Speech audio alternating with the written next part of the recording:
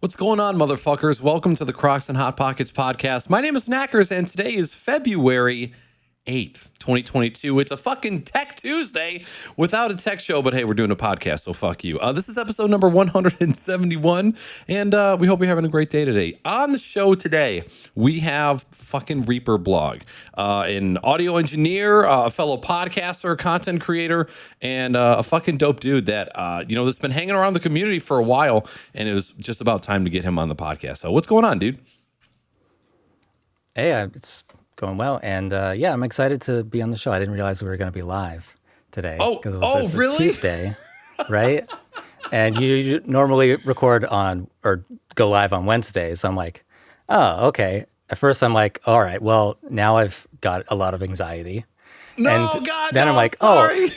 I was like, motherfucker doesn't want to edit his podcast. That's what it is. Dude, I would absolutely dread having to edit a podcast, like actually go through, like aside from just a little bit of cutting here and there and putting stuff together. I can't imagine. Like, I've seen what lengths people go through to edit podcasts. I don't want anything to do with that. I enjoy it. You do? A lot of it comes together. Yeah, a lot of it comes together in the edit, and you can just cut out stuff that just doesn't work and rearrange things and overdub at times. But I work on a couple podcasts, and always editing. Dude, I don't even think I would know where to begin as far as like what do you cut out? Like when you go to edit a podcast, what are the things that no matter the host, no matter the show, you're always cutting? Well, there's always things like ums and ahs and, coughs. You forget something, you say the wrong word, you remember it 5 minutes later, and you redo the whole section. There's lots of times where we're doing that. A lot of we do a lot of conversational podcasts, or you do. Yeah. And one of my podcasts is more conversational. So it's very roughly edited. We actually started the show. The Home Recording Show is the name of the podcast. We started that back in 2008. We did 5 years of that, and then 5 years not doing a podcast. And then we came back to it December, and we're added video to it. So, so that's been a lot of fun. And adding video, I think you can get away with a little bit less produced content in a way. Like sure. The audio edit doesn't need to be as tight because there's a video portion. But I still like, my edits are based on the audio. I make sure that the audio sounds smooth first. And if it looks like a jump cut, I don't mind. It's just like, trimming out content that's long, or, a lot of times we get a lot of interruptions. People come into the room and dogs barking and whatnot, and coughing fits because of COVID. But I guess now that you say it, if you have a podcast that isn't video, if you're just recording the audio and it's not live, I can see where the more production of it would come in pretty handy. But I guess because I've never recorded a podcast not live, so I don't even know what that experience is like whatsoever. Have you recorded a podcast live? Are all the ones that you record all pre-recorded? I think so.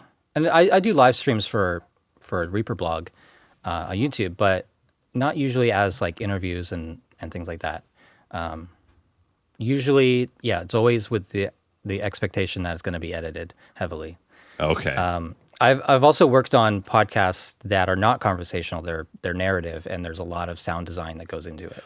And so those that can't be done live. Right. And those I very much appreciate, like a heavily produced podcast with like different perspectives and different characters and sound design and music.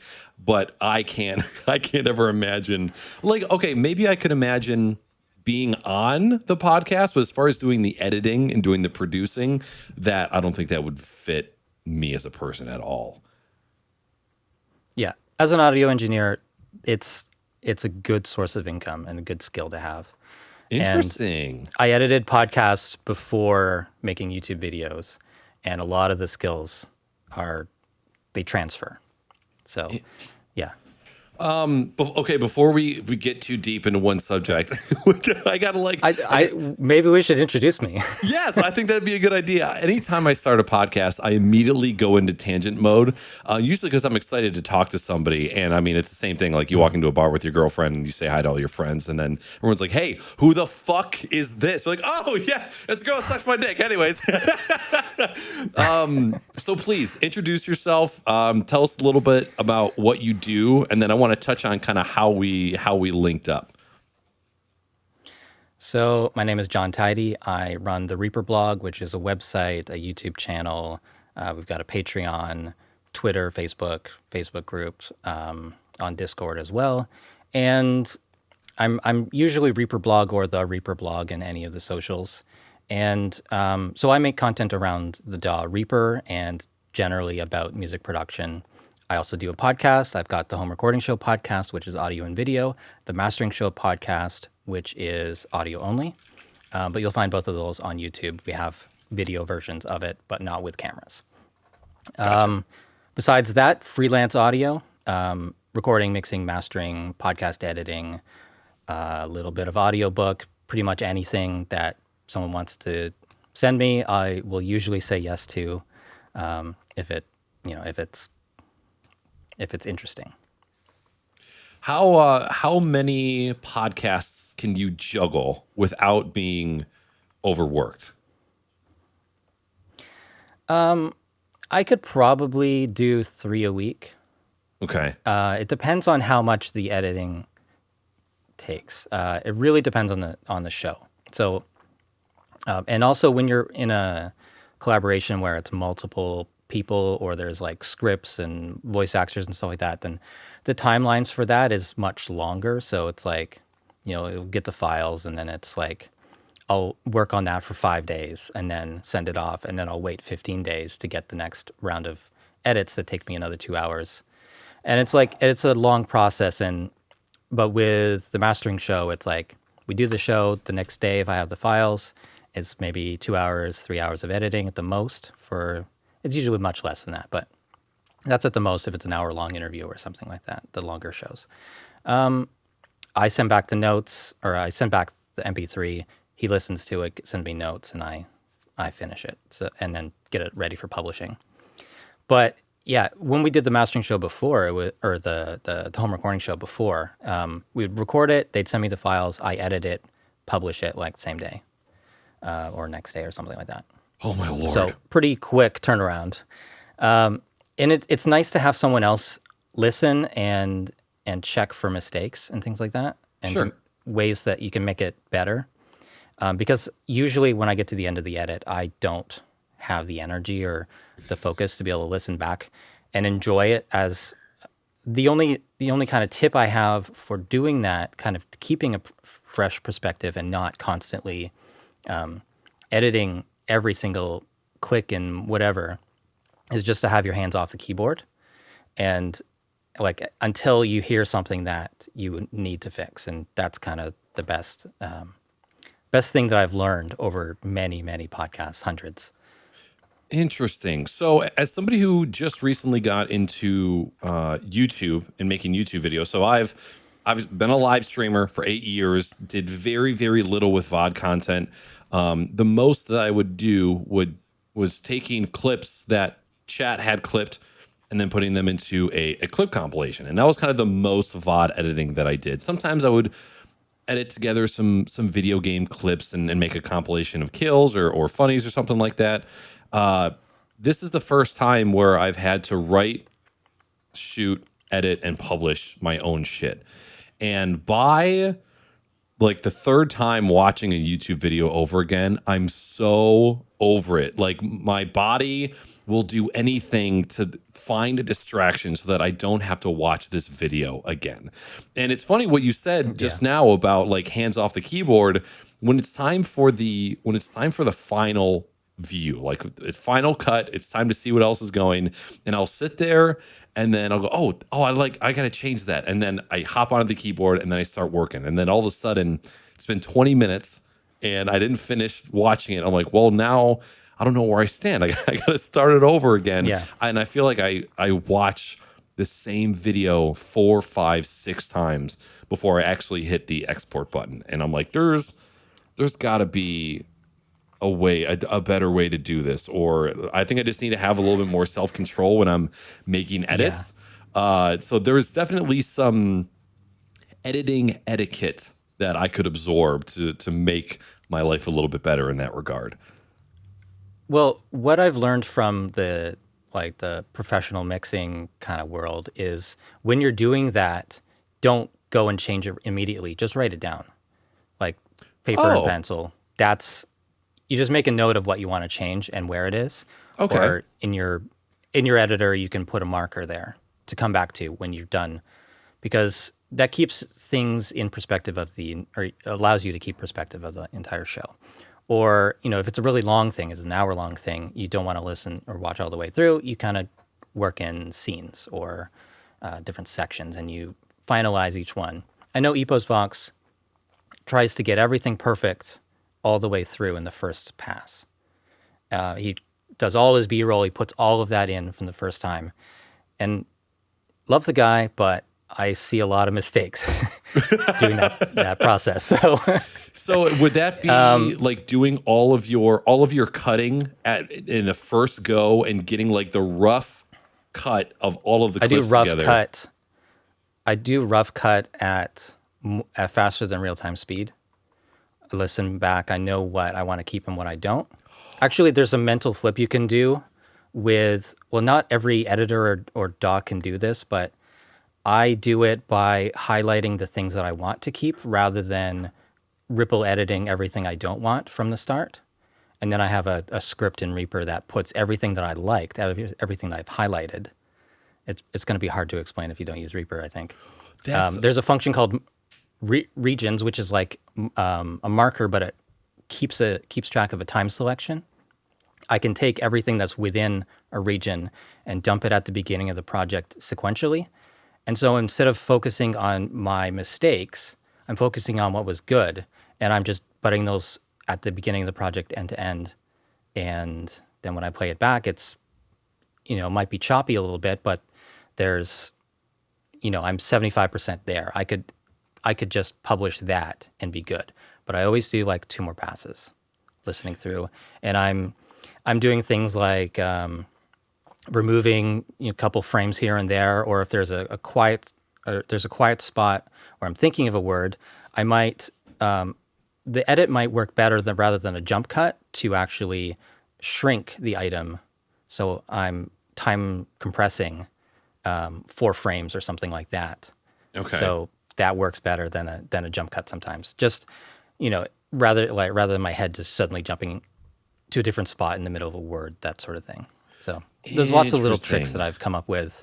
For me, Reaper is the best video editor, but also because I come from years of using it as an audio editor first. So I wouldn't say it's the best DAW for everyone or the best video editor for everyone, but there's so many things you can do and so many like custom workflows that aren't possible because scripting is possible in Reaper, and you can code your own video effects, things like that. But today I learned that Reaper there's a had lot of video basics editor. that people will. Yeah, I've been using Reaper for video editing since version 5 came out in 2015. I had no idea. Yeah. So part of the reason why I was excited to have you on the show and to kind of pick your brain was I know very, very little about the audio world. I know that Reaper is a name that I've seen everywhere, like Kirkland, right? When you walk into a fucking Costco, it's everywhere. Yeah.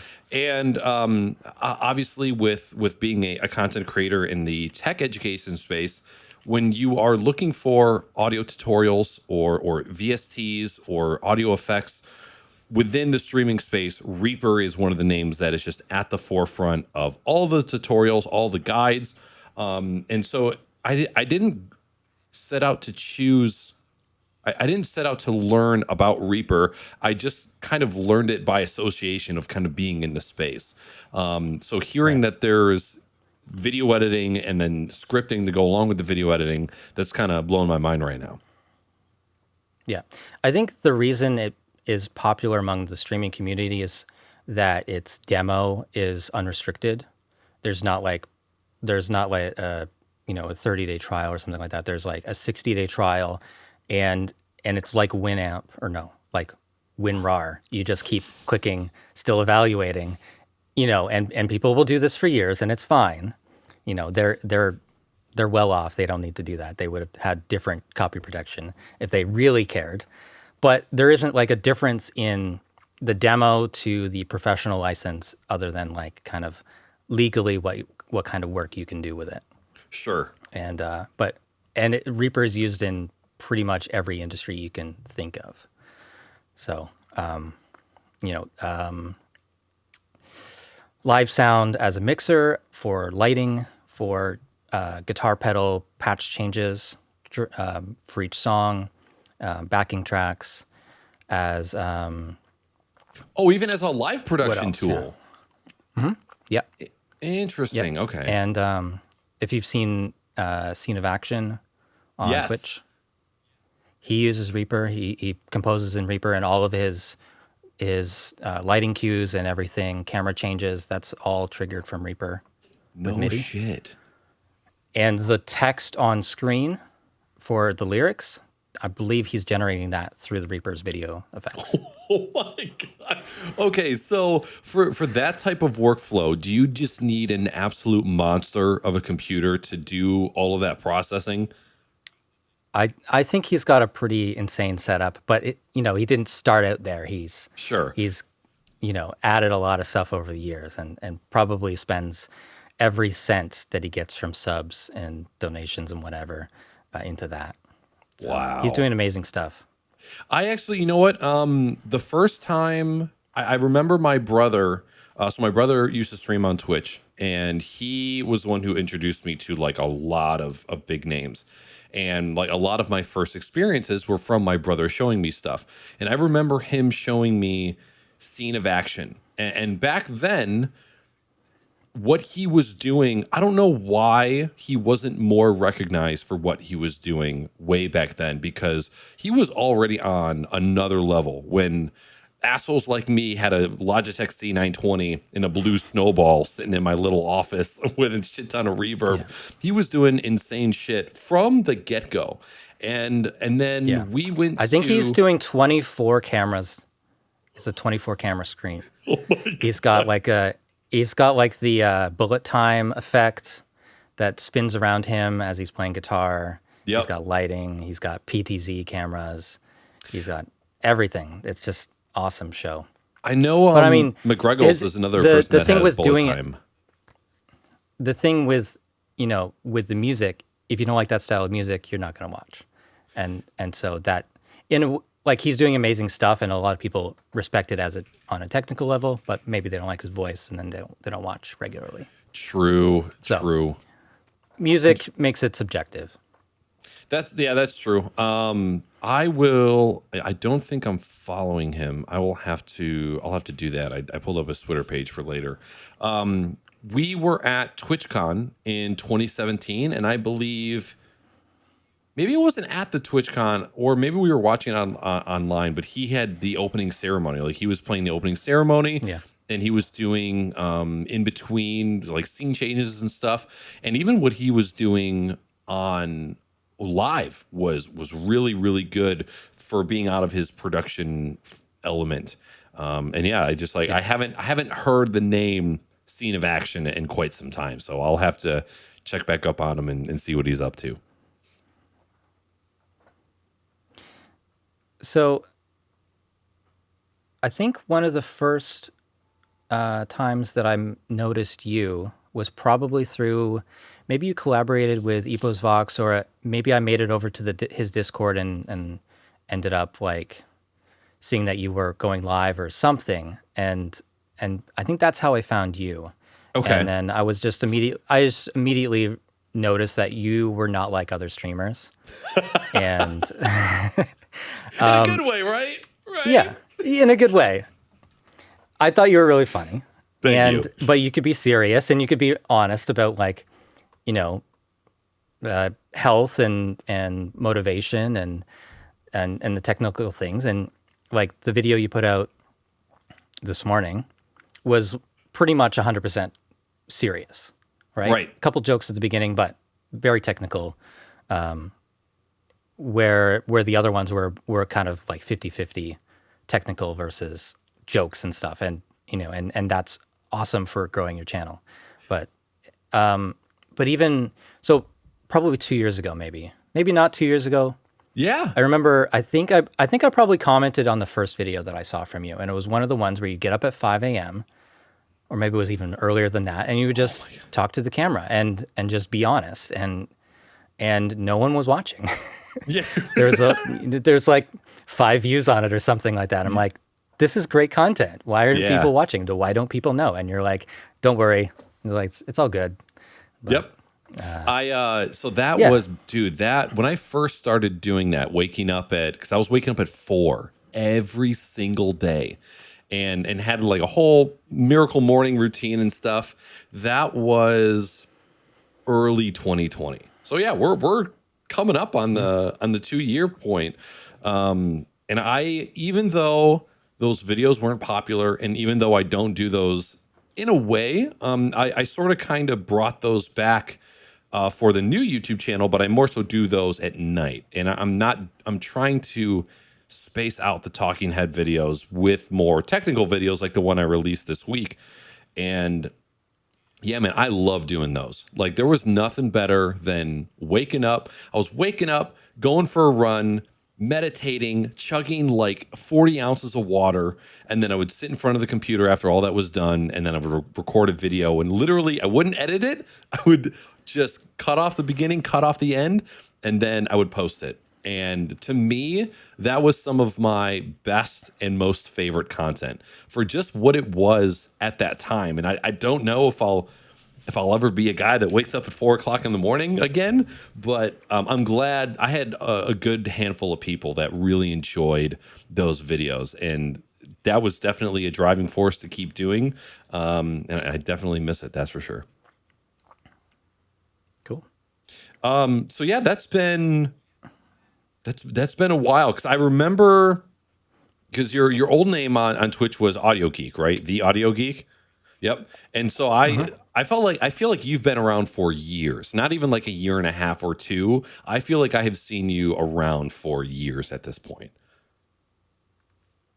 I don't know. Time flies. Yeah, it's been a while, but it was like right. I feel like, yeah, I can't remember exactly when I started watching. I don't even remember if I was living in this apartment at that time. Okay. Definitely commented a lot more now. Sure. Often you go live when I'm cooking dinner. And so I'll just have you on, and it's 5 o'clock here. So you come on, and I'll just have my iPad beside the stove, and I'll occasionally chat, but mostly I'm focusing on cooking. And it's just, now it's part of my routine. I know that every Wednesday at 5, you're going to be live, and I'll get a laugh. Hell yeah. So the one thing I have to comment on is the sound treatment in your room. First of all, like the clarity in your voice and the warmth of your voice for how far that microphone is away from you just tells me how well treated that area is around you. Because I've got noise canceling IEMs in right now, and I can't hear anything in your background right now. So got that shit tuned tight. Yeah, so these are diffusers, which they do absorb sound. They kind of trap it in the holes, but they are actually hard kind of plastic. So they are for controlling reverb mostly. So yeah, they're made by the brand Acoustic First, and I think they're called the Art diffusers. So they're about 3-4 inches deep on these ones. Oh, you can't see. The deepest ones, and they're thicker, deeper in the middle than they are at the edges. So they scatter the sound, they control the reverb. Whereas the regular acoustic panels, like the black ones, you might see above my amps, all that black, that's acoustic panels. It's 2-inch fiberglass. I've got some of that in front of me, behind me, on the side walls, and then I've got 2 panels on the ceiling. Did you say fiberglass? That really helps. Yeah. Like, yeah. There's fiberglass insulation, the rigid fiberglass insulation, and some of them are rock wool, which is more of a softer, easier to handle stuff, but it's not rigid, so has its own problems. But they're comparable. So no foam here. Yeah, I was going to say, you didn't say anything regarding foam, which kind of leads into my next question. As far as sound treatment, I hear a lot about the budget stuff, the expensive stuff, and I see it often compared to the triple gold plated HDMI cable versus the $17 HDMI cable that you can get from Amazon. One of the biggest issues with accessories in the audio video department is when you walk into Best Buy, there's $100 cables that are like titanium, gold, braided, super high quality, high definition, blah blah blah. Yeah. How does that fit into the audio world? Can you get a fantastic result by finding the right materials at a budget price, or do you need to spend the $100 per square foot to treat a room correctly? Well, acoustics is kind of a known science, so you can look up the acoustic coefficients of any material and see how much they absorb sound or how much they convert sound waves into heat. So, yeah. Excuse me? Right? This sound hits a material and it gets absorbed by that. Or like the energy needs to be converted into something else. So it converts it into a small amount of heat, right? Otherwise, it reflects it right back. So that's how fiberglass insulation works with stopping sound, absorbing reverb, and things like that. So I've never heard. I did not know that. Yeah, I know it's weird to think of that. You just look at what is most used in professional studios, and it's always rock wool or rigid fiberglass insulation. And it's very rarely foam. And because foam is kind of like, well, there's some foam that works well, and there's some foam that looks right, or it's like a hard camera case that has foam inside is not the same as the foam that you've put on your walls. They look the same, right? But it's different material, and the stuff for studios is fireproof as well. So rather than being like this sticky napalm, if there's a fire, it actually puts itself out. So that's important. I'm really tempted to go set some stuff. I have some foam that I bought from Amazon in my garage. I'm just going to take a lighter to it and see what happens. It should put itself out in 10 seconds if it's good stuff. Okay. So the acoustic panels that I have, the majority of them are DIY, not the diffusers. I bought those as a third owner of them, so I got a good deal on it. But the 8 that I have would probably be about $1,200. So you said third owner? The acoustic panel, yes. Interesting. So acoustic panels and stuff, they last forever if you can find some on Craigslist. They don't wear out. They're always good as long as structurally they're good. Sure. The acoustic panels that I made, I'll just pull one off the wall if that helps. If you want to just yank it off there, let's do it for the gram. Come on. Oh my God, he actually ripped it off the wall. Oh, that's huge. Okay. Yo, sorry, chat. Is that MDF board? No, that's the rigid fiberglass insulation. So the most common brand for that is Owens Corning, and the model would be 703. This particular one, it was like the Canadian equivalent of that. It's a little harder to find. The Rockwool stuff is more of like a gray color. Okay. But this is, it's glass fibers, yellow glass fibers. And it absorbs sound. And you can, a lot of people say that it doesn't make a difference. You can immediately hear a difference. If you walk along the wall where there's no acoustic treatment versus where there's acoustic treatment, you instantly hear the difference. The same like if you're cleaning your bathroom, if you take away all the towels, you can hear a difference. Or if your shower curtain is closed or open, it's an obvious difference. And the same thing happens with recording studios or podcast studios or whatever. It's all important. What is your opinion on why do you think foam has gotten so popular? Not just in the streaming space. Like when you look up sound treatment at all, most people are talking about foam and not fiberglass, at least in my anecdotal research. Is there a reason for that? I think it was just the cost. You could get 100% coverage of a space for less money and kind of like a pre-built product. But the problem is it's less effective. Well, the thing is you can get 100% coverage and get a pretty good result versus 40% coverage for a better result in certain positions in the room. And that's sort of the trade-off there. But Okay. if you get 100% coverage of fiberglass treatment, it would be probably too dead. Too much bass absorbed or too much highs absorbed, actually. So that's why I have diffusers here, because if I had this entire wall covered in fiberglass, it would sound too dead. I would be putting not enough reverb into my mixes. I would probably make too bright vocal sounds because the high frequencies are being absorbed like immediately out of the room. So you need to find a balance. I like these, and I just had a great opportunity to get them. But you should always go with the fiberglass first until you find that there's a problem, and then switch to diffusers. Interesting. And also, they look cool. Yeah, they look. People always ask me about them.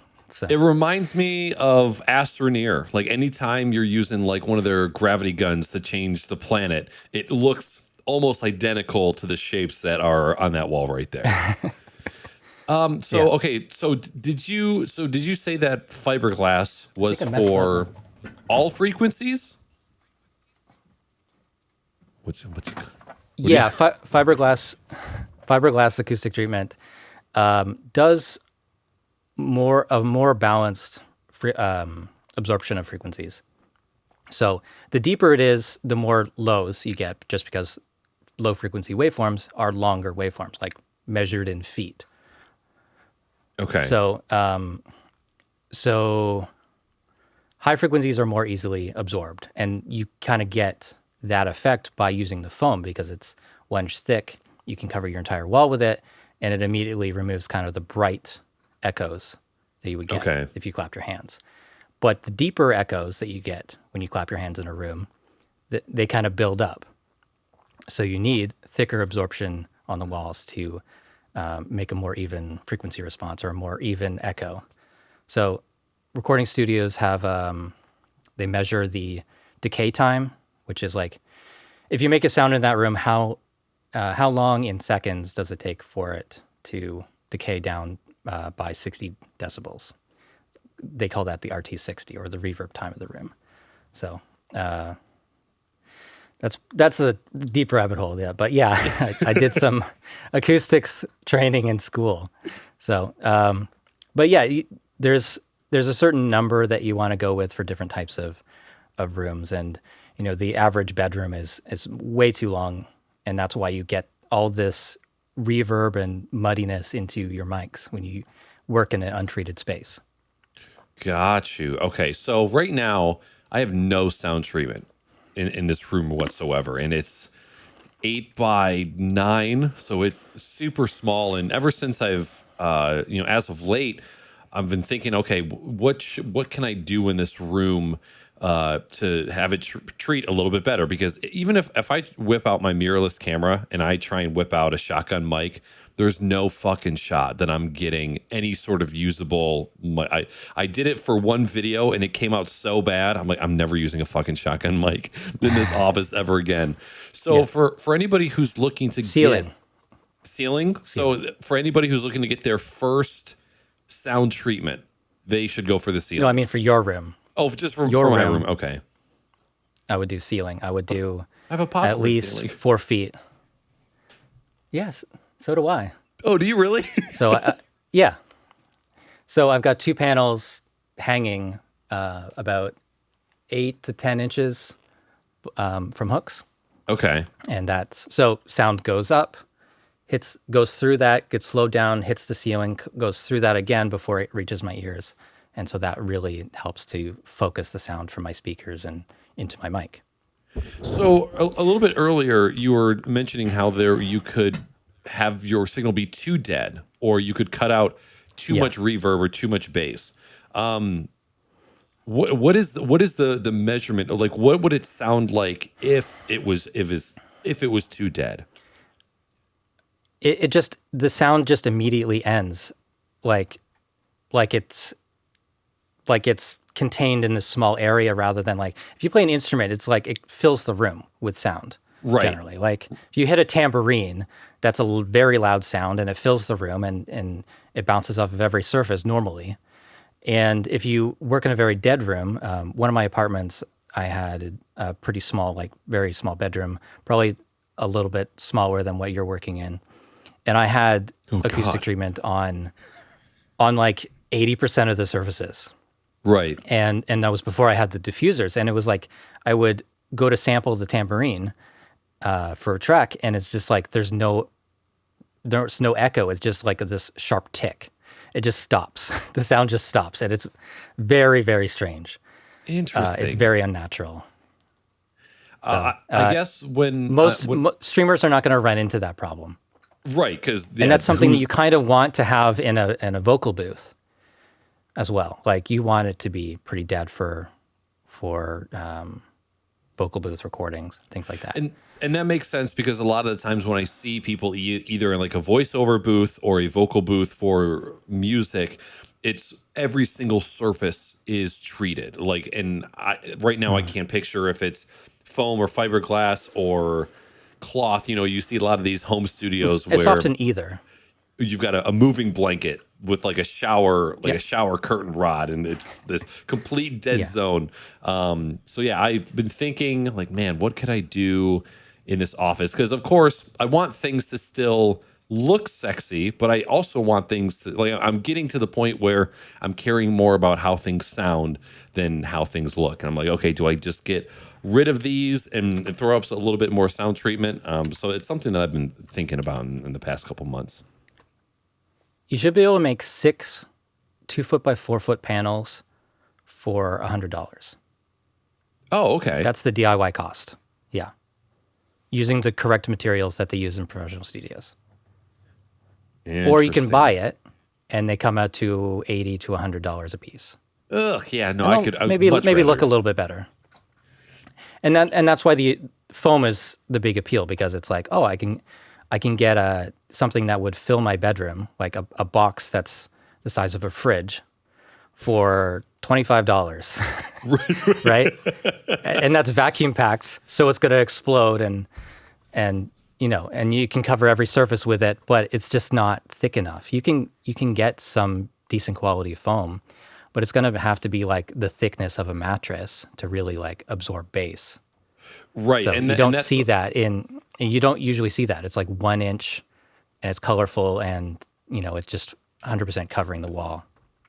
And that is one of the most common conversations when I see people talking about sound dampen or sound treatment in the streaming space. Is the most common foam panels from Amazon. You get 20 of them for $15, and they're only an inch thick. What is your opinion of the Elgato wave panels? Those 6 2-inch hexagonal sound treatments for $100. Okay, so I know, God, you've made like 8 videos about this now. I haven't made any. I've only talked about it on live streams. But the fact that I've got a professional here, I got to know. Okay. I got to know the professional I opinion. think they've done a good job with them. However, it's still going to cost quite a bit to do a good enough job. Like the single package won't do enough. So I like that it's multi-density foam. So they've got a thicker layer. I think it's a 1/4 inch of a denser material, and then 3/4 of an inch, or maybe it's 1.5 or something, of a more still kind of closed cell foam. It's not squishy. It's still kind of dense foam. Sure. The fact that they're different densities means that it's going to absorb different frequencies. The shape will change the scattering of the sounds, so sounds aren't hitting a parallel surface and bouncing immediately back. It's still going to be mostly effective on high frequencies and upper mid-range. I think they did an awesome job making them look cool and not looking like a standard square of foam. And the mounting brackets and everything, that's usually the hardest part about any DIY stuff, is actually getting them onto the walls properly. Being able to easily lay them out in different patterns or anything like that. Like for my acoustic panels, it's like a single drywall screw sticking out a 1/4 inch, and I just place the panel on top. And on the ceiling, I've got these large screw-in hooks, and I use a couple zip ties to like secure them. And I nearly destroy my computers trying to stand on a chair and put it up there because those panels are really heavy once they're above your head. Oh, dude, yeah. Anything that's you're having to put above your head in a hold, you're like, oh my God, my shoulders are on fucking fire. Yeah. Yeah. My last place, I nearly fell off a ladder doing it.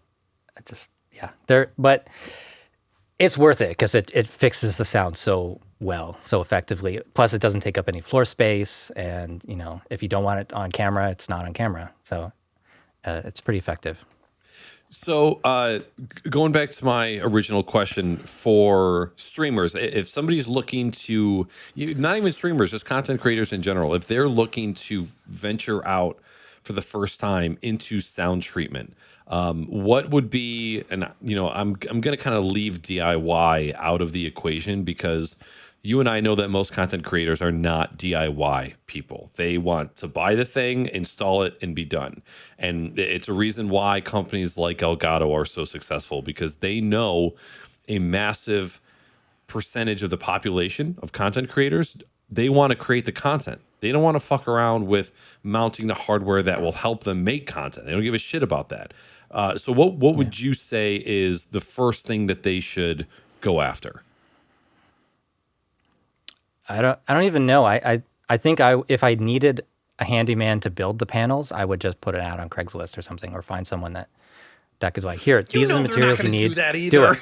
I know they're not going to do that, but I don't think they're going to improve their sound quality anyways.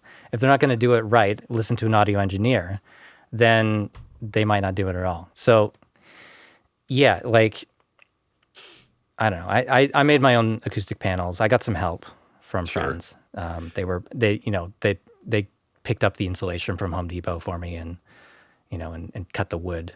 So like I just had to screw them together. I mean, you could pay someone by the hour to make that. You can usually, I think in most cities, you might be able to find someone in the musician section of Craigslist that actually makes them. Okay. Or has some to get rid of. So they're, at least that's in my experience. In Vancouver, I was seeing it fairly often. I picked up some foam stuff when I first moved to Vancouver, and I had those in the gap between the wall and ceiling corners. Yeah. So, and then when I moved, I ended up reselling them. So, yeah, they're useful. Or I think it's the best way to do it. I wouldn't go with foam. The Elgato stuff, it seems like it's okay, but you need 2 sets, and you would do your left and right walls. If you're primarily doing streaming at your desk and you have walls on either side of you, equal distance apart, if you have 1 pack of the Elgato panels on either side, that's gonna help a lot. So pinning those moving blankets to your ceiling would help a lot as well. 2 of those, and just nail them to the ceiling or screw them into the ceiling or something like that. They're fairly dense. They do absorb sound pretty well, but I wouldn't say it's as good as fiberglass, but it's a temporary solution. You can get them at any self-storage, moving place. You can order them online on Amazon and stuff like that. There's some that are specifically made for acoustic treatment from I think Audio Mute, something like that. They make some that you can like they've got things that you can like put on a door to dampen it, to reduce sound going through it, and also that's just general acoustic treatment, things like that. There's a lot of like good solutions other than foam for and things that even look good. So, And I would lots of options. imagine, I don't know if you touched on this before, but mounting foam, you can put a strip of two-sided tape on the back of a piece of foam and hang and stick it to drywall, right? And that's pretty Yeah. simple. I would imagine with a 2x4 piece of fiberglass, not only would it look weird just fiberglass up on the wall, I assume that it's a little bit more difficult to hang than foam. Yeah, well, you make a wooden frame for it, and then you stretch some fabric over it, and that's usually the way to do it. And for streamers, if they want a good sounding room but also make it look cool, don't go with black like I did. Go with white and get an artist to spray paint it or something, paint over it. That's a great idea. So I didn't even think that the cloth or the fabric that you're wrapping the fiberglass with is not as important as the fiberglass underneath. Right. It's to some degree it does matter. Like you want it to be a breathable material to easily pass through high frequencies if that's what you want to absorb. But like you could, canvas is very common. Speaker cloth is kind of the most neutral. But you could pretty much use any cloth. Like sound is going to go through cloth, right? And as long as the paint isn't like super thick, like a thick oil paint or something like that, sound's going to go through it, no problem. It's going to be absorbed by that material. It's going to bounce off the wall and come through that again.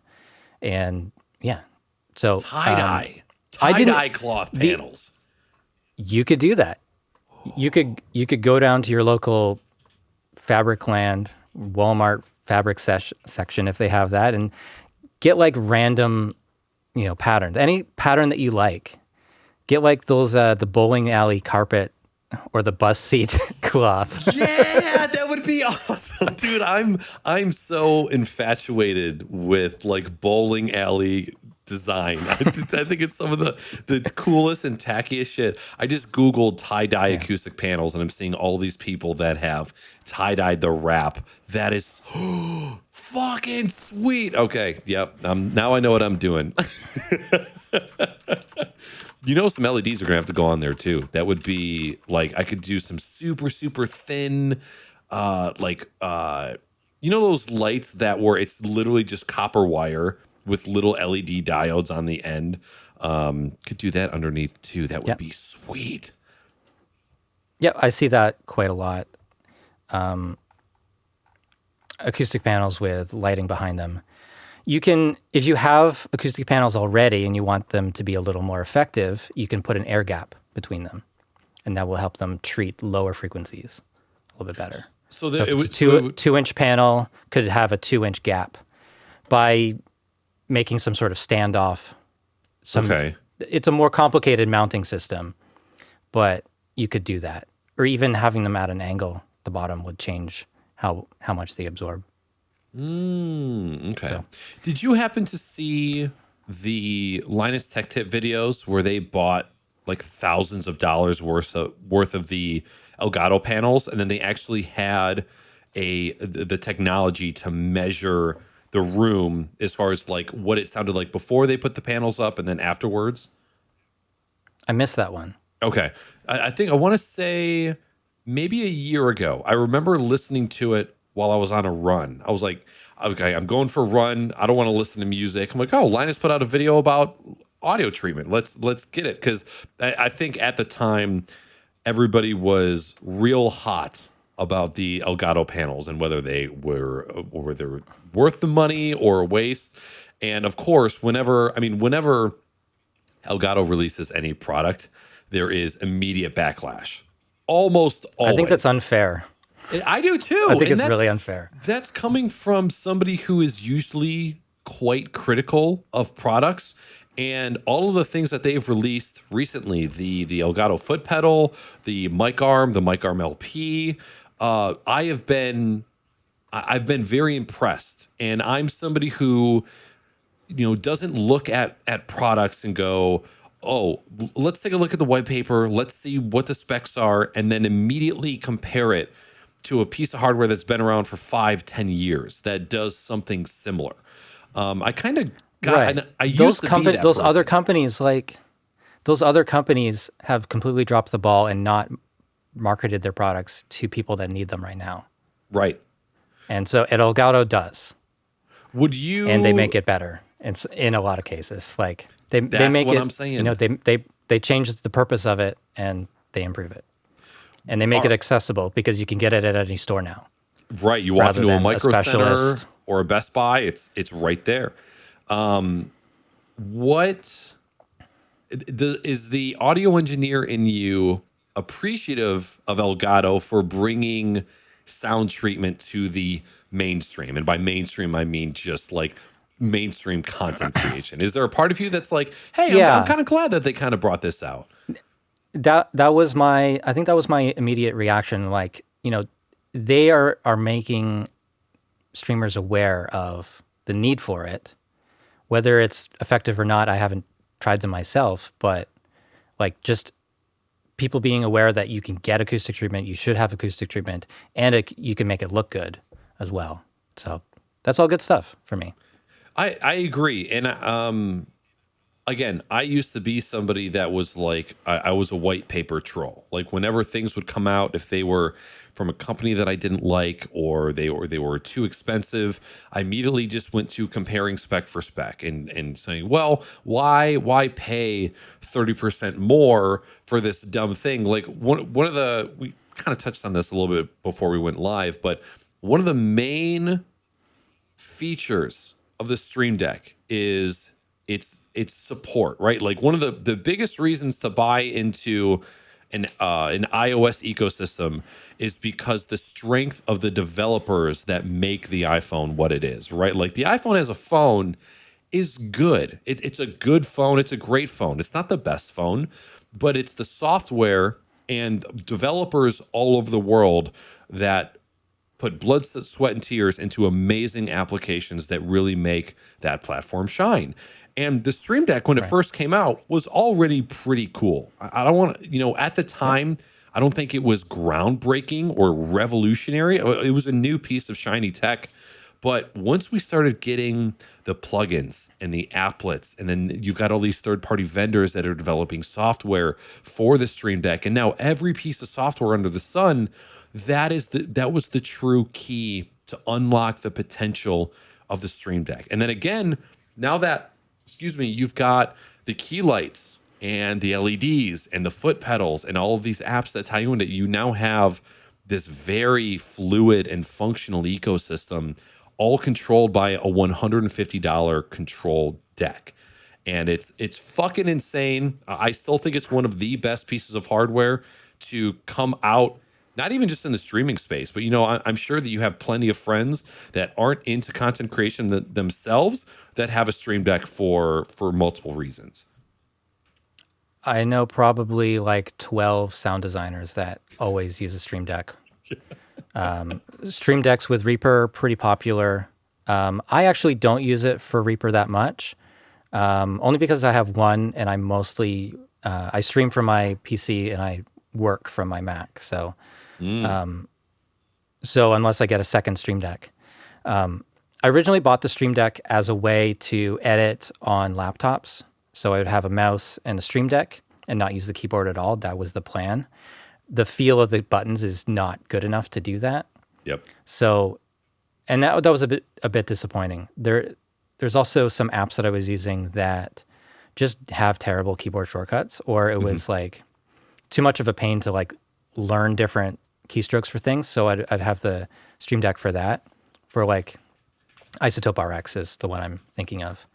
Gotcha. Okay. And it used to be limited enough that I could put every single function on the Stream Deck, and now there are 5 versions ahead of that, and there's too many functions to do that. So, but it was cool, guys. I would use the mouse to make a selection. I would press one button on the Stream Deck, and it would apply the effect to that selected area, rather than having to move the mouse or remember the keyboard shortcut and things like that.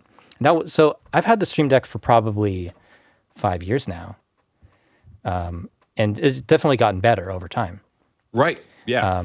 Like The fine thing wine. I'm worried about, is running out of USB ports or like not having enough USB power. Because I feel like I'm constantly running into that with just I've got a cam link connected there to get my Mac signal.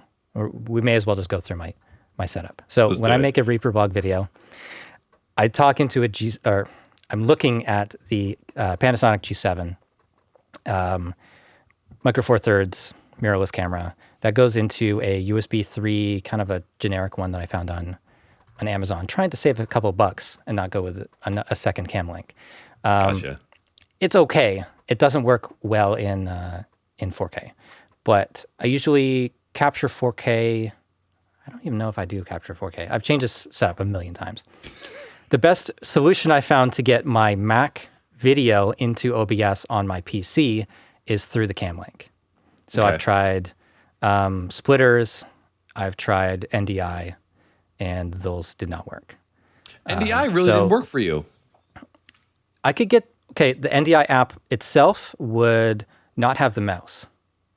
It would also come up, if I had dual monitors, it would come up as a double tall, what was it, 25, it was something really weird, Okay. like 5,000 pixels tall by 1440 wide, Okay. something stupid like that, like weird. But it was cool because I could have buttons on the Stream Deck that would slide between the different screens.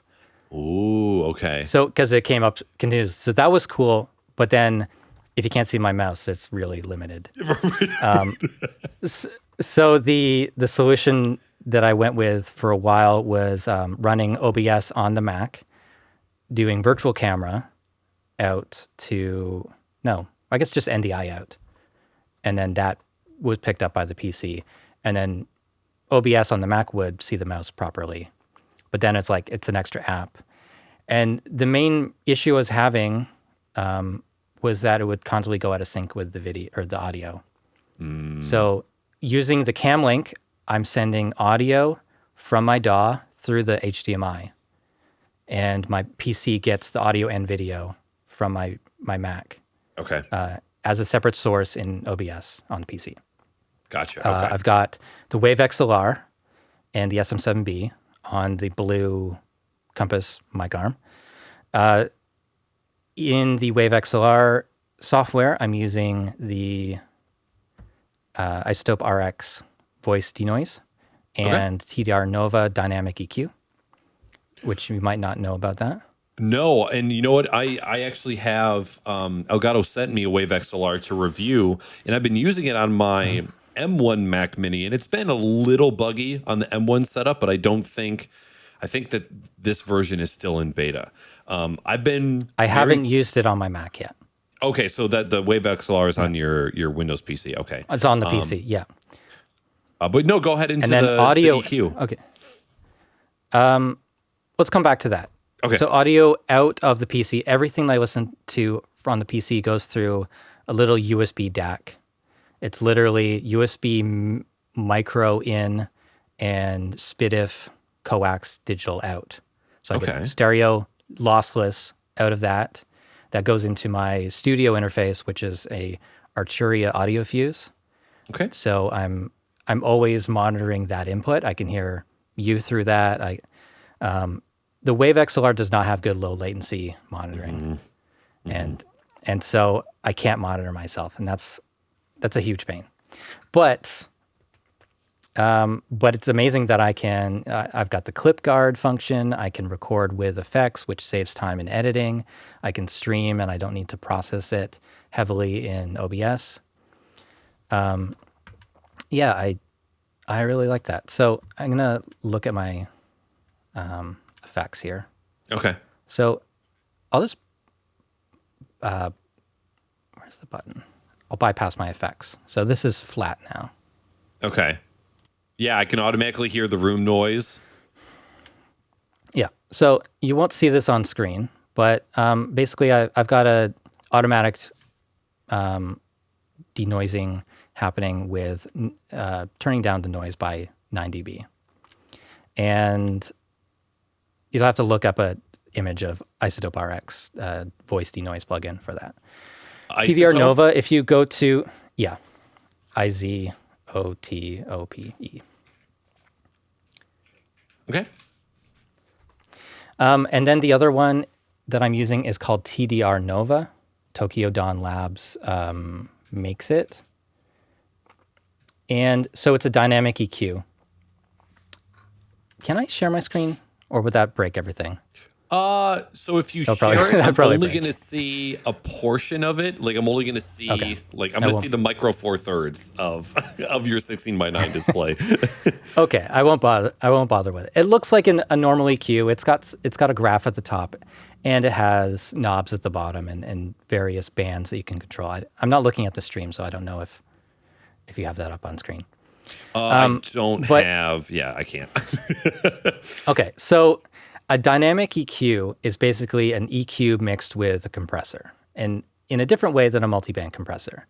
So an EQ controls the volume of various frequencies. Compressor controls volume, dynamics. So if something's too loud, it turns it down. All it does is turn things down. A multiband compressor puts multiple compressors on the signal simultaneously in different frequency ranges. And they're usually band shape filters where it's a flat line that moves up and down within a certain frequency range. Let's say 500 to 1000 hertz. If something is too loud in that frequency range, it gets turned down. So a dynamic EQ gives you any EQ curve shape per band, and that will apply to the EQ. So rather than a static EQ, which is always cutting, let's say 500 hertz, it's always doing a 5 dB cut.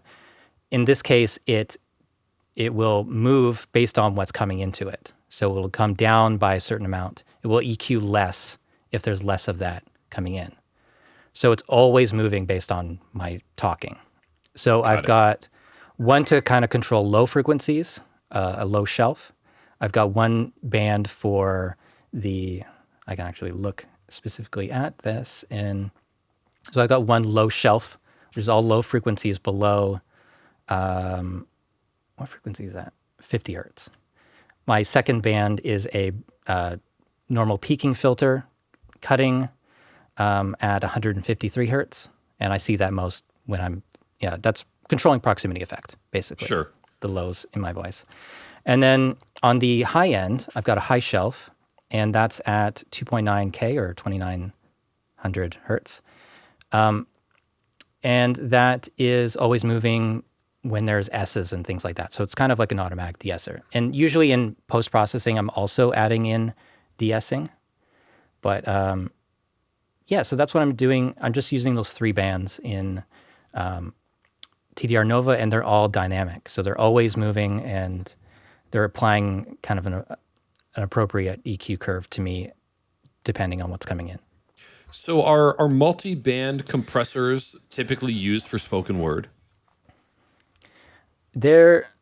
I mostly use them in music mastering. Okay. Or anywhere. It's hard to say because they can have a similar sound to a dynamic EQ. Dynamic EQ is a little more surgical control, and multiband compression, it's really easy to mess that up. I think it's easier to mess up a multiband compressor settings than a dynamic EQ setting. Okay. I don't know why that is, but it tends to destroy the sound a lot quicker. And so I just off of what you're saying in my experience, I believe what the built-in EQ for DaVinci Resolve is a dynamic EQ because they have it doesn't seem like a multi-band compressor because pretty much what you get is your threshold, your attack, your release, and your ratio, and that's about it. If it has a threshold, then yeah, that would be a dynamic EQ. Gotcha. Okay. That's kind of DaVinci, getting into DaVinci Resolve and using their audio tools was kind of my first step into EQing vocals. Like it wasn't until this past year where I actually took an interest in EQing and learning kind of the ins and outs. And I mean, I'm nowhere near learning the ins and outs, but I've had I want to say that DaVinci's, I don't know if you've ever played around with it before, but it was very Not easy in a for me while. to, okay. It was very easy for me to grasp as a newbie, and kind of Mhm. already my first, my first experience with compressors and preamps and any sort of EQ was on my DBX 286S, where it's got the de-esser built in, it's got the compressor built in, the high and low frequency enhancer, and the high and low frequency enhancers are just dials that you're just cranking. I think it's an amount, not a frequency set. But yeah, the compressor just has it has a threshold, and there's another word. It's not a typical word that's used in compressors uh, that it uses, but that kind of gave me my first inclination of what a compressor was supposed to be doing. So hopping into DaVinci Resolve and starting to play around with the EQ, and the compressor within there, it was easy for me to grasp. So I was a big fan of that. Yeah, I haven't used it in a little while. I tried to edit in Resolve and found many things just too slow for me. I would kind of love to switch because it makes sense. It feels like the more professional approach, Hmm. but also it's like it just feels so limited. For what I do, it's like I'm not applying LUTs to my video ever. Even shooting B-roll, I'd rather just have kind of the wrong color for that than to apply a LUT to it. And I mean, if I'm applying a LUT, I'm doing it in OBS. Right, instead of doing it in post. Okay. Yeah, and yeah, just there's a lot of things like in Resolve, you have to click in the ruler to move the edit cursor. You can't click on it just anywhere on any item to move the edit cursor. Pretty sure. In the edit page, you couldn't really do any audio editing. Like Correct. you couldn't apply an EQ just to one clip from the same window. Yeah, you have to do it by And I channel. couldn't find a way to do a full resolution real time preview of the edit. There's always has to be in that little window and the Resolve interface just drastically changes when you go to two monitors, and Yes. like it's just very inflexible with that. Yep. So so I edit in Reaper. I'm often using my iPad Air 2020 version as my full screen monitor for the video window. Oh, And okay. so I've done some edits with that wireless, like over Sidecar, and that's worked great. So do I you? prefer a dedicated monitor, but right now I have to have two monitors, for like one for the PC and one for the Mac. I tried three monitors. It's bad for my speakers. Like my speakers need to be in a certain spot or I can't mix. Right. Do you? So is it an iMac in a regular monitor? I can't remember what your monitor setup is like. No, I've got two Dell 27-inch 1440p monitors. So one goes to the PC, one goes to the Mac, and it's an M1 Mac Mini. Oh, okay. We have the same fucking Mac. I didn't know that. Yeah, yeah, Are yeah. So I'm you? using that for my daily computer use. Gotcha. Okay. Are I also have a you? 2015 MacBook Pro that I retired, but it's Oh, still okay. good. Not using it pretty much anymore. No, Now that you got an M1. no, just a $1,500 laptop that's still good. I could probably get at least $800 for it, just sitting there doing nothing. What has your experience been with the M1 so far? I mean, when you bought the machine, did you realize that this wasn't going to be a powerhouse, or did you more so have the expectation of like this new ARM-based SoC is going to be fucking boss, and I can't wait to throw everything at it? Like, how has it been performance-wise for you so far? I think I didn't really have major performance issues with the Intel Mac that I had before until I tried to stream and run Reaper at the same time. Yeah. So, and that's kind of why I have to have a dedicated PC for video capture, which sucks because it really makes things complicated. But I do. I think it's going to continue getting better. I would love to see a native M1 build of OBS on the Mac. I know a lot of people use what is that? Ecamm Live on Mac Minis. But I think most of them end up with an A10 Mini as well. And that does all the hard work. So I don't really want to go to that route because that limits me to 1080p. And I love to stay at 1440p forever. You know what? It just gives me a lot more room to work with in post, to zoom in on small details in the video capture. And yeah, just it looks right to me. Same. I'm rocking two 24 1440p monitors for my gaming PC, and then for my Mac Mini, I've got the 39-inch ultra wide, which is technically 1440p, and then the monitor above it is a 27-inch 1080p monitor. And on my ultra wide, I could have a Discord window that's like this tiny. As soon as I drag it up to that 1080p monitor, it's so big that it can't even fit natively on the top monitor. So I'm like pinning it to the side, shrinking one of the corners just to get it resized. And 1080p just, it doesn't look bad. It just looks bloated. Everything looks so fucking bloated on a 1080p display. And 24p. Yeah, 24 inches at 1440p is, for just general computing, is my sweet spot. I don't really do any media editing or video editing or anything on it's just gaming, and then when I'm streaming, I'm using it for like heads up display for internet browsing and stuff like that. But yeah, 1440p. I have two other monitors. One's like below 1080p. It's kind of a weird size. Like 1680. Oh, 1660 by it's probably 16. Yeah, it might be like a 16 by 10 ratio or something like. It's weird. I used to use that a lot as my second monitor on my Mac, but the colors are weird. I also have a Samsung monitor I got at a pawn shop recently, but I just don't have the desk space. I have a 6-foot wide desk, but for audio purposes, I can only have two monitors. And so I'm using the best ones. Are you opposed to having a monitor up above, like on top? I can't do a third one above. I want one near my camera with a full-time, like, I don't know, my video preview and chat right by my camera would be awesome. I got to get one of those like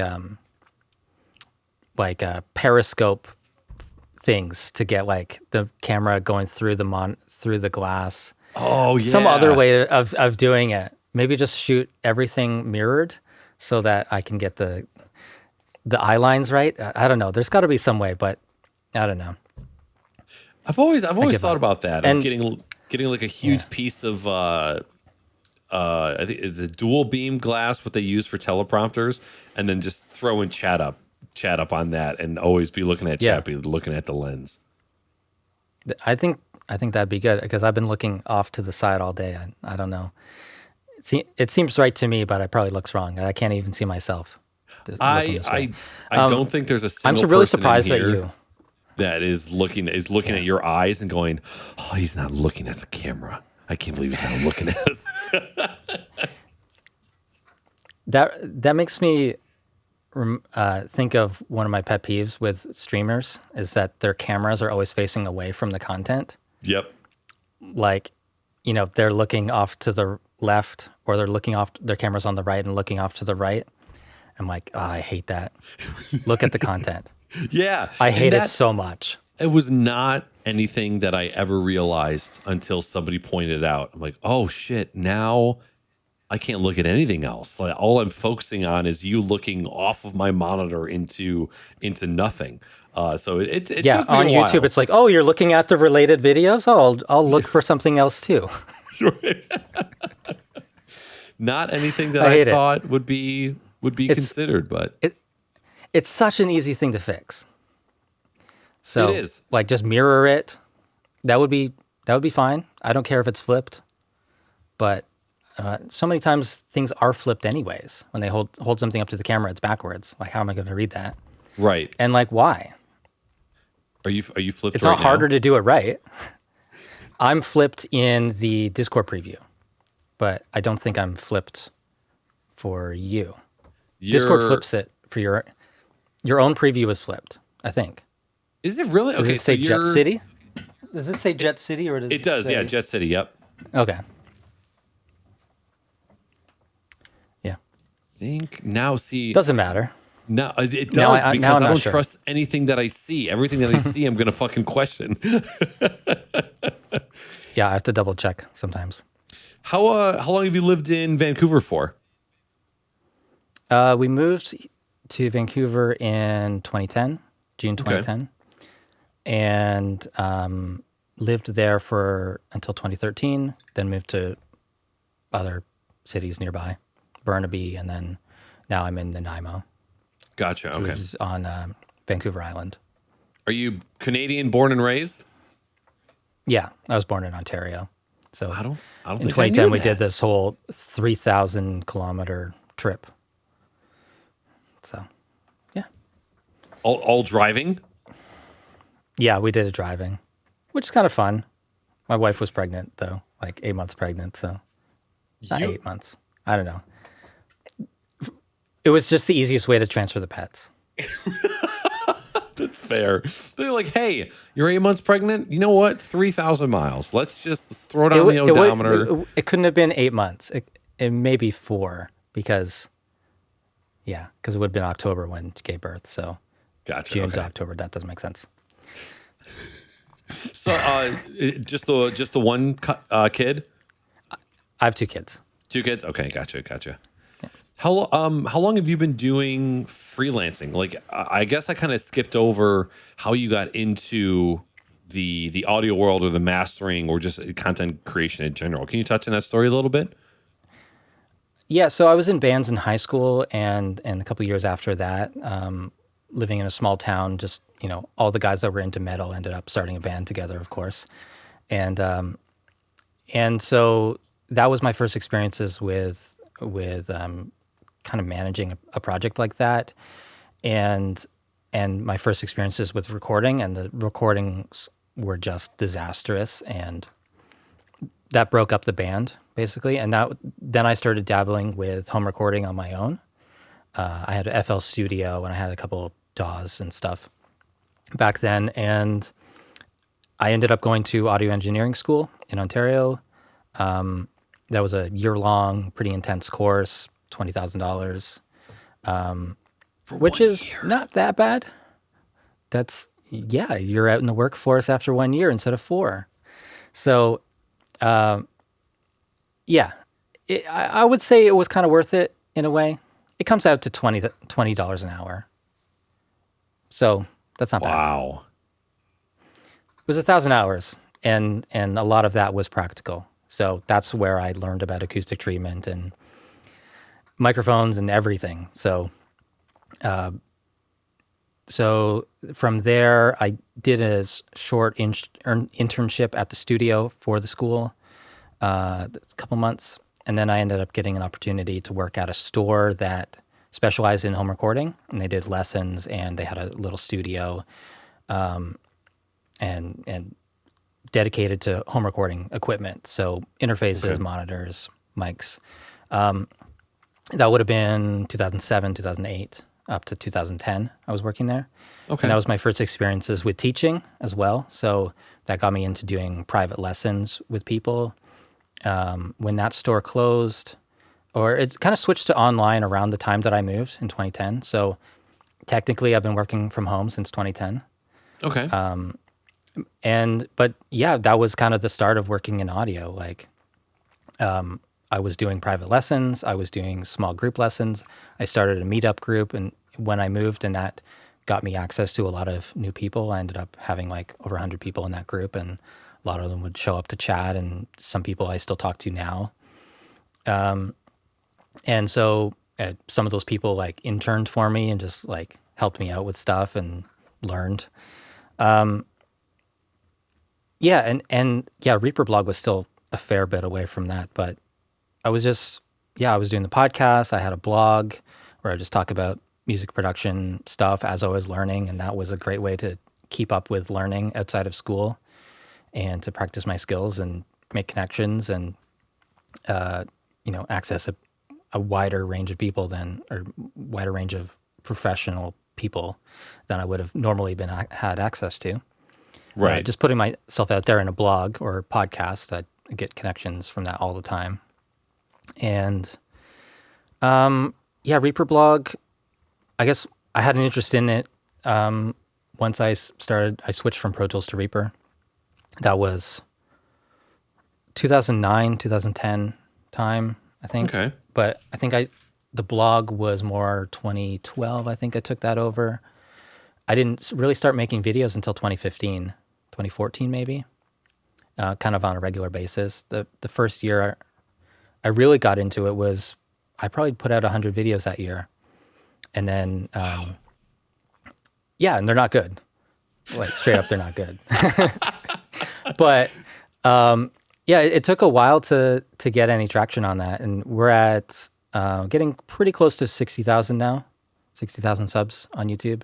Wow. But it's been a slow grind for sure. But that's my job now. Like everything I do is audio related, whether it's podcasting or making YouTube videos. But YouTube is not my like primary income, but it gets me out there to, get people to buy my courses or book a one-on-one lesson or, but obviously the YouTube ad income is good as well. It's nice. Oh yeah, extra. Absolutely. Yeah. Did you find, or have you found that as time has gone on, have you grown more fond of creating YouTube content, like more of the VOD style content, or have you grown to dislike it more than when you first started with it? I get burnt out a lot on the content and the process of it. I think I also get overwhelmed by the amount of things that can be done, and also knowing that I can't achieve what I really like to get from it. I always end up reverting back to like just sitting here talking to the camera and improvising a video about a plugin or something like that. And that's easy content that I can do. I can get that published within like 2 hours. Okay. That's a great way to get out of that like writer's block sort of depressed state. Yep. But it's not always what I want to do. And then, so I'll do a few of them and I'll do Q&As, and my most popular series is just talking about what Reaper updates or what things are in the Reaper updates as they come out. But there's, there could be a month between those videos. So I got to fill that things in between. And unfortunately I found that the videos that I spend a little extra effort on don't tend to be the ones that have the payoff for. Yeah. So the videos that I put in a lot of sound effects, or I fully flesh out with music, or lots of B-roll, or I write a script first, those, no one watches those. Isn't it? So, I don't know. Sucks how that works. But at the end of the day, it's like, sometimes those end up being ones that I make just for myself to put in the creative work, and that feels good. But also sometimes I'll realize later that the content itself doesn't apply to that wide of an audience. People, Right. like if I'm talking about a particular piece of gear, like the Space Echo back here, I don't know if you can see that, but that's an analog tape delay from 80s, 70s or something like that. I love the thing.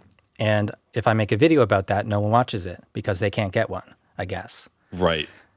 But if I make a video about a free plugin, free EQ or something like that, everyone will watch it. That will be my biggest video of the month.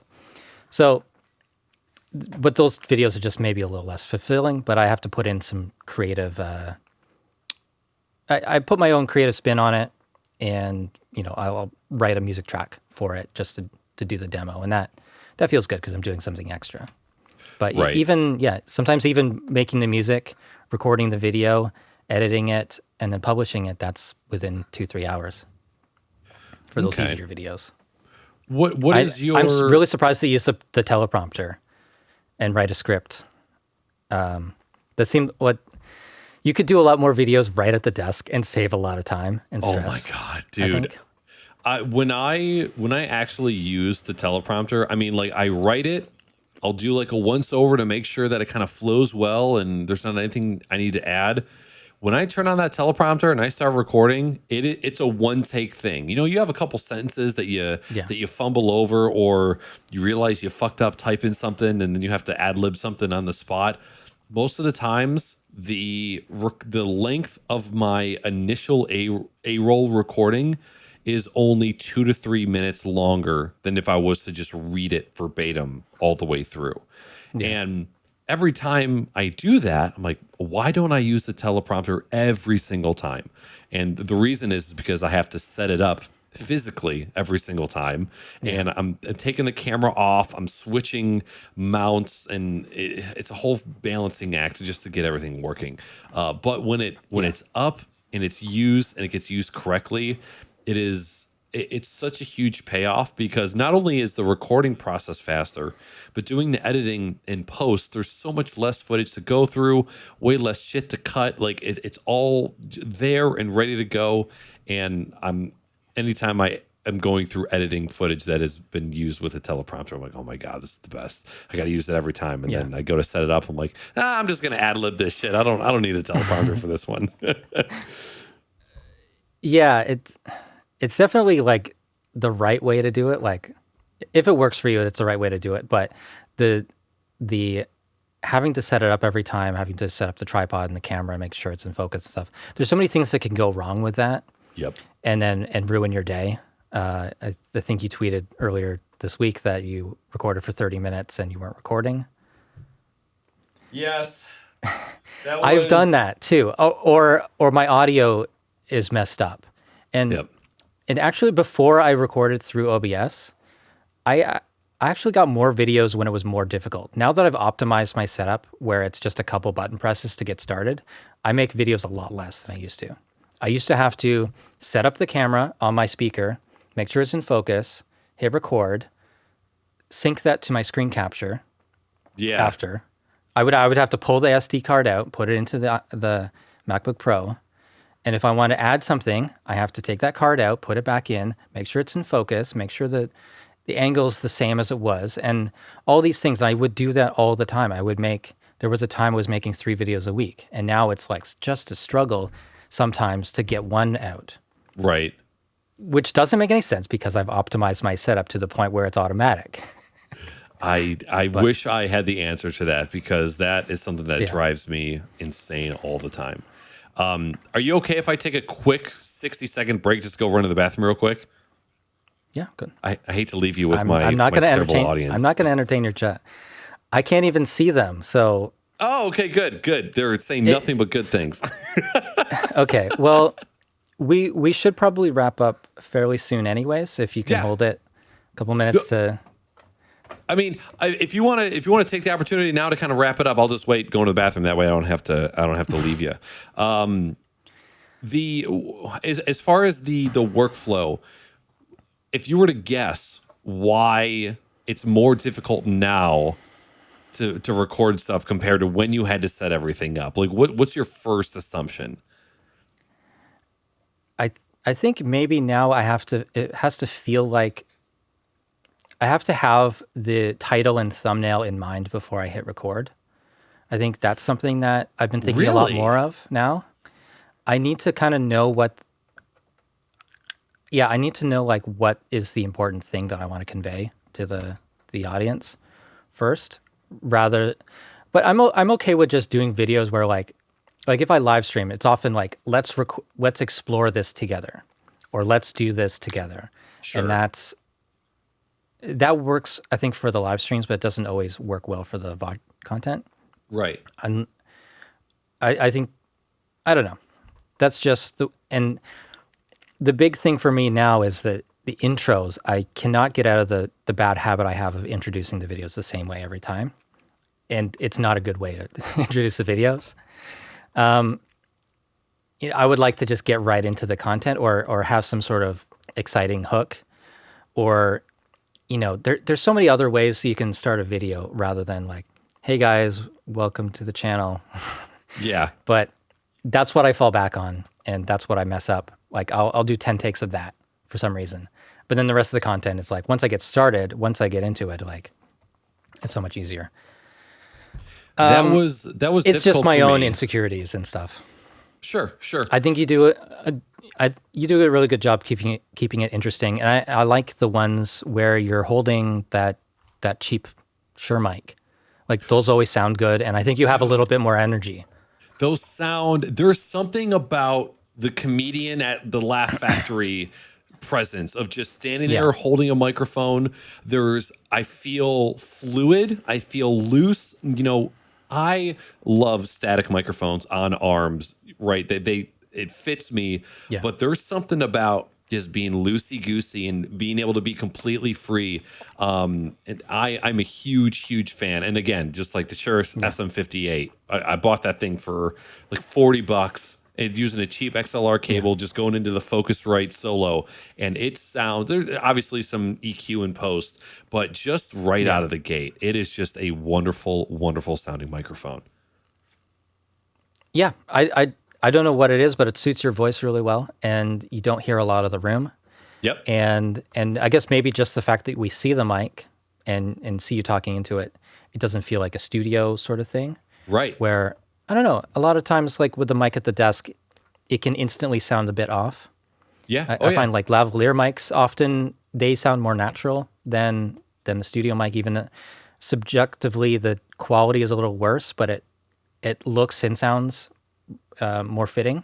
Right. Like a highly processed mic at the desk doesn't always suit what the visual is. So, sure. That's actually a really but good point. I think the energy is the main thing. Like just the fact that you're up and moving around a little bit more. You're not afraid to move the camera if you needed. It's a little more rough. That I think that works, especially with the chaotic energy jokes that you sometimes have. So true. I can't get away with that. My audience is not used to that, but I love that stuff that you put into your videos. Thank you very much, and I really appreciate that feedback. Because I was worried about using the Shure mics. I'm like, is this gonna look and sound weird? Like I'm doing talking head or tutorial videos while I'm holding a microphone, or like doing a mic review or a hardware review while holding a mic, comedian style, is so Right. off. But I'm like, but I really But like it. think about how Gus Johnson used to do it with a lav mic taped to a knife or to a doll's head or something like that. I know we're not True. supposed to talk about Gus Johnson anymore, but That's right.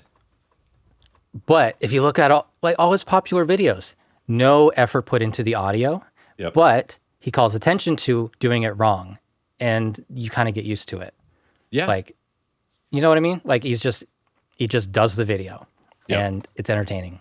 So, but a lot of his videos, it's like he could have put the mic into his shirt properly, hidden from camera, but instead he holds it in his hand or he tapes it to a kitchen knife and draws attention to doing it wrong, and somehow it works. He's just funny enough that it works. True. And that brings up a good point, because of one of the most recent TikToks I did, I opened up an Amazon box with a cordless drill. Like I turned the drill on. I loved it. And dragged it, and that got so many people mad. Like, what the fuck is wrong? Go open a box normal. And I think seeing that, like being a little bit of a tiny bit of a troll myself, seeing people get genuinely angry over that brings me a little bit of joy. I'm gonna lie, it brings me a lot of joy to see people get upset over that. But again, it's just kind of like it's like a fun little comedic relief for the video. For my people, for my audience, they often expect it to be more of a how-to for a lot of the stuff. So I can't always get away with the jokes, or if I make a joke, it doesn't get any response. I hope for some sort of response and people calling it out in the comments, but I don't often get it. So Okay. Oh well, it's for a few people, but it often doesn't end up publicly, making me popular or whatever. It's fine.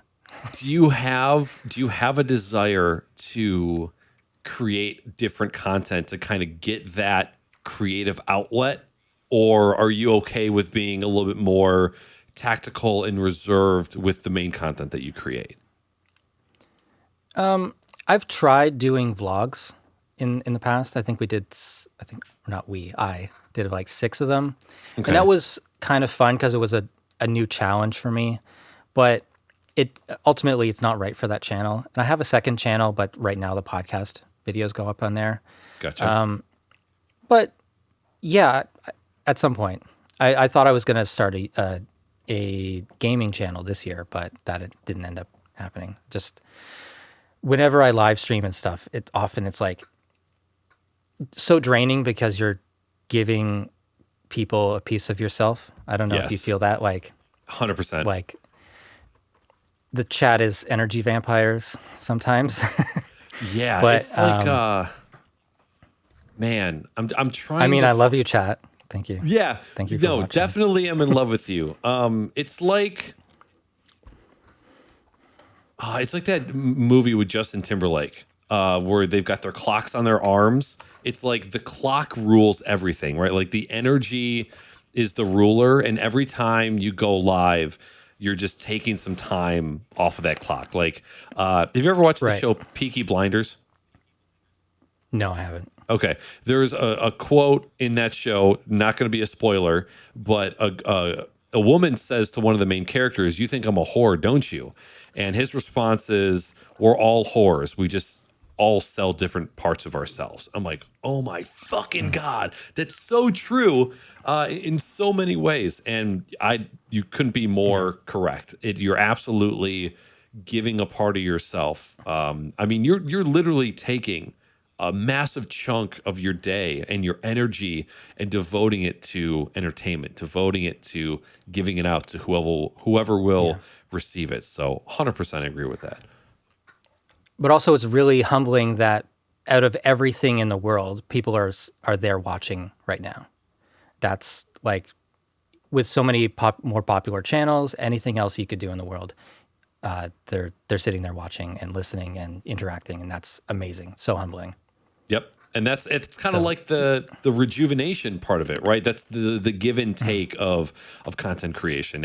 And while using the reaction can kind of be a toxic mindset. Like if you're looking at the give in order to fuel yourself, you're going to have a bad time. However, if it's a healthy relationship of give and take, it can work out quite well. Yeah, I don't stream as often as I probably should, but also it's because it's kind of draining, and because sometimes I realize that it's that I'm like craving human interaction, and I shouldn't just give into that, or I don't know. I just try to. I also second guess myself a lot. It's so easy to just put off streaming another day. Yes. When there's no penalty for it. So, yeah, but we should probably wrap up the show. Yeah, absolutely. Was there any points that you wanted to touch on before we close it out? I'm surprised we didn't get into cooking that much or at all. But, maybe off air we'll geek out about that stuff. Yeah, absolutely. but And yeah, I would love to have you back anytime. Cool. Yeah, this has been really fun. I'll just plug my stuff, I guess. You can find me online, ReaperBlog.net. On YouTube, channel is called The ReaperBlog. Love to have you subscribing. And if you are interested in Reaper, you want to jumpstart getting to learn it, I do one-on-one lessons. There's a link in the top of my website for private lessons. It's $50 an hour. We do it over Zoom, and it's a lot of fun, and it's it's such a quick way to get started with Reaper. I'll eliminate 90% of the stress of getting started with it. But also, even if you're not completely new to it, there's people that I help at all levels of the audio industry. Like the other day, I did a call with Tycho, who is Grammy nominated recording artist. So, and I work with sound designers and podcasters and kind of all industries. So Reaper is a great DAW for pretty much anyone, and it's very inexpensive and extremely powerful. So yeah, if you're interested, check me out. Really quick, I saw Tycho locally here in Detroit, and then I also saw Tycho at Electric Forest, and they were fantastic both times. Just like such a vibe of a musical experience live, and Yeah. I greatly appreciate the depths that they go into sound design and creating amazing analog sound and then composing it into tracks. They do a really great fucking job. It's awesome to be able to kind of have him as a friend now a little bit. So Right. because we've done three, I think we've done 3 calls with. Did 1 interview and a couple calls since then. Okay. So it's really cool. Yeah. Good shit. Well, dude, thank you so much for taking a chunk out of your day to come onto the podcast and talk nerdy shit. I greatly appreciate your expertise and your knowledge and you being willing to give it up for an hour and a half of fun on a live show. I appreciate it very much. Yeah, I wish I was paying attention to the chat through this, but I didn't want to use up any extra bandwidth for the video. No worries. But yeah, I'd love to. If there's any questions that I missed, you could post them in Knacker's Discord. I'll be there. Hell yeah. All right, dude. Thank you so much, chat. Thank you for checking out the podcast. I will see you guys most likely this Sunday for another live stream, depending on what we got going on. Although it is Super Bowl Sunday, so I probably won't see the majority of you. But thank you guys for checking out the show, and we'll see you soon. Take care.